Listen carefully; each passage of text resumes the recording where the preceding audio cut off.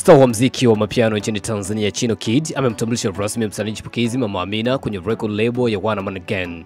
Tasnia ya muziki wa mapiano nchini Tanzania inaendelea kukua kwa kasi na mmoja wa wasanii wanaoibeba kwa nguvu ni Chino Kid ambaye amekuwa akivuma kupitia midundo ya mapiano yenye ladha mitaani.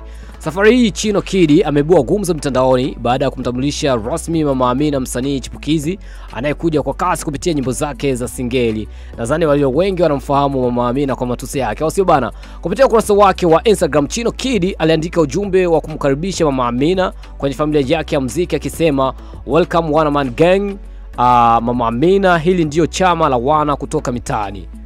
Ujumbe huo umeashiria wazi kuwa Chino Kid anapanua wigo wa kundi lake la muziki maarufu kama One Man Gang, ambalo limekuwa likitambulika kwa kutoa nyimbo zenye vionjo vya mtaani na midundo ya kuvutia inayochanganya mapiano, singeli na bongo flavor.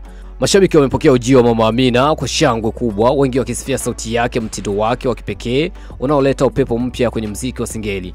Bana, nadhani sema comment ya Chino One Man Gang imejaa na comment za mashabiki, especially wale ambao wanampenda Mama Amina na wale ambao wanamchukia Mama Amina kwa matusi yake. Bana, wengine wameeleza kuwa huu unaweza kuwa mwanzo wa sura mpya katika muziki wa kizazi kipya nchini Tanzania, hasa kwa upande wa wasanii wa kike wanaojitokeza kwenye game ya bongo flavor. Mtazamo wako ni upi hapo chini? Sema comment kwa hiki ambacho Chino One Man amekifanya kumsaini Mama Amina kwenye record label ya One Man Gang. Nikukumbusha tu kuwa mimi naitwa Mr. Baro, the king of all black men, and as the world wide one, that's my name. Lakini pia ukiniita Crash dada kutoka kujikosea na utakuja kupotea, see you another time.